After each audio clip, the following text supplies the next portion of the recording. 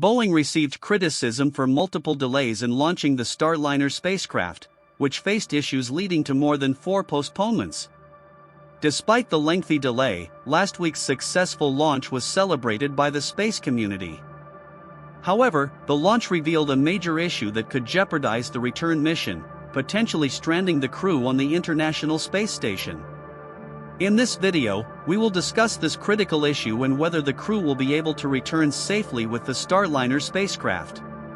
Before we begin, please subscribe to our channel for future updates about this mission. It has been a week since the Starliner successfully docked with the International Space Station for the first time with a crew on board.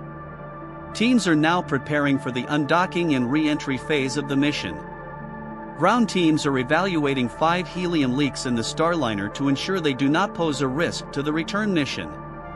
The Starliner will remain at the International Space Station until at least June 18th. This timeframe allows the crew to conduct additional tests related to the Starliner and for ground crews to confirm the spacecraft's readiness for the journey back to Earth. One significant issue involves one of Starliner's reaction control system thrusters, which remains inactive as teams assess its performance. During the first uncrewed test flight in December 2019, Starliner encountered multiple issues, including a software malfunction related to the mission elapsed timer. This error caused the spacecraft to miss its orbit insertion burn, leading to an 11-hour mismatch and preventing Starliner from reaching the International Space Station. Another software error involving the thruster valve mapping could have led to a catastrophic failure during the disposal burn of the service module if it had not been corrected in flight.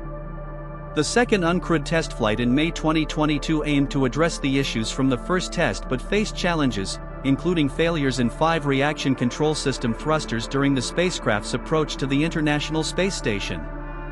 Manual piloting was required at one point to ensure a successful docking. To address these problems, Boeing implemented numerous corrective actions. For the software issues, Boeing conducted a comprehensive review and re-verified, adding filters to prevent incorrect mission elapsed time polling and correcting the thruster valve mapping error. For the parachute system, the soft link joints were redesigned, and extensive testing was conducted to ensure their reliability. Furthermore, a potential flammability issue with the tape used to wrap wire harnesses was also identified and addressed by replacing the tape with a non-flammable alternative. Now, Boeing is taking several steps to address the recent problems with the Starliner spacecraft and ensure the safe return of astronauts Butch Wilmore and Suni Williams from the International Space Station. Regarding the helium leaks, Boeing has implemented a plan to manage the issue by closely monitoring the helium levels and ensuring that the spacecraft has enough helium to support its return journey. Boeing plans to fire all 28 thrusters after undocking to collect additional data and ensure their reliability before re-entry. This step is crucial to confirm that the remaining thrusters can control the spacecraft effectively during the descent and landing phases. Boeing has also addressed previous software issues that caused significant problems during earlier uncrewed test flights.